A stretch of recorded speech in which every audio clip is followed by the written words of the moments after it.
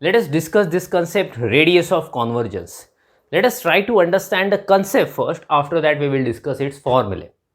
See, consider this complex series getting summation n z minus z naught raised to n. So see, this series is convergent for some values of z, and this series can be divergent for some values of z. What will I do? I will draw the diagram so you can easily understand. So consider a complex number z naught. I consider a circle with center z naught and radius r. Okay, circle, center z naught, radius r. We denote in this way: mod z minus z naught is equal to r.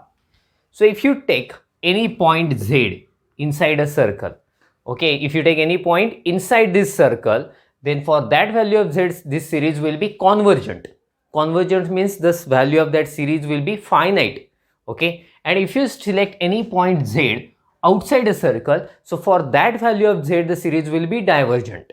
That means its value will be infinity. Getting? So that means for points inside a circle, series will be convergent, and for points outside a circle, series will be divergent. If this is true, then we say this is a circle of convergence, and we call its radius r as a radius of convergence. Okay, so if you have any complex series, so for that series there will be some circle of convergence, getting, and definitely it will have some radius of convergence. So that radius of convergence we have to find for different series. So there are two best formulas to find radius of convergence. That means if you have any series like this, if I give you any series like this, then you can find its radius of convergence either by ratio formula or by root formula. See, most of the times we go for ratio formula, but in some cases that n will have some power n. In that case, we go for nth root formula, or simply you can call it as root formula. Let us discuss some examples on that so you can easily understand this concept. Okay, make a screenshot of it, then we will go further. So consider this series. We have to find its radius of convergence. Let us write n first. Here n, that means coefficient. Multiple of z raised to n is n factorial upon n raised to n. See, I am going to use ratio formula to find radius of convergence. I have written n, after that we want a n plus 1, that is fine. So a n plus 1, that means everywhere you have to replace n by n plus 1. What will happen then? N plus 1 factorial divided by n plus 1 raised to n plus 1. Let us apply the ratio formula. So therefore, by ratio formula, you remember now what is that ratio formula? It is r is equal to limit n tends to infinity mod n upon an plus 1. Let us put the values. N is equal to this one, n plus 1 is equal to this one. So let us put those values here. So this is equal to limit n tends to infinity. What is my n?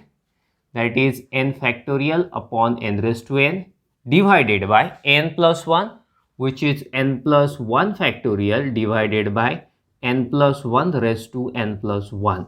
See, this one is in denominator of denominator, so you can shift to the numerator. Let us do that. So this is equal to limit n tends to infinity mod n factorial upon n raised to n into, I am multiplying, getting, actually there is a division. So if you want to multiply, simply you need to interchange numerator denominators. I am going to do the same, n plus 1 raised to n plus 1 divided by n plus 1 factorial. Let us simplify it further and let us try to cancel some terms if it is possible. So this is equal to limit n tends to infinity n factorial divided by n raised to n into, here n plus 1 raised to n into n plus 1.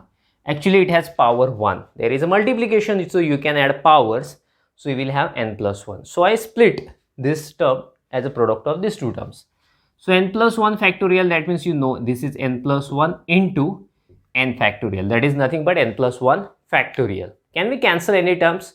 Yes, definitely we can cancel n factorial, n plus 1, n plus 1. See, only two terms are remaining, n plus 1 raised to n and n raised to n. See, both of them have a power n, getting now? So what will I do? Limit n tends to infinity. There is no need of mod. So I am writing a common power, n plus 1 divided by n whole power raised to n. Getting, since it has power n, it has also power n. So we can divide separately now. Let us see what will happen.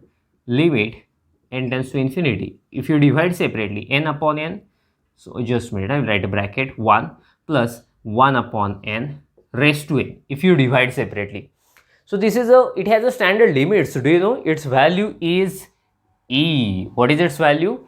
E. So that's why radius of convergence of this series, okay, is e only. E means 2.713 like that. So it has a number. So this thing we have got, okay, radius of convergence. Make a screenshot of it, then we'll stop. Thank you. Bye bye.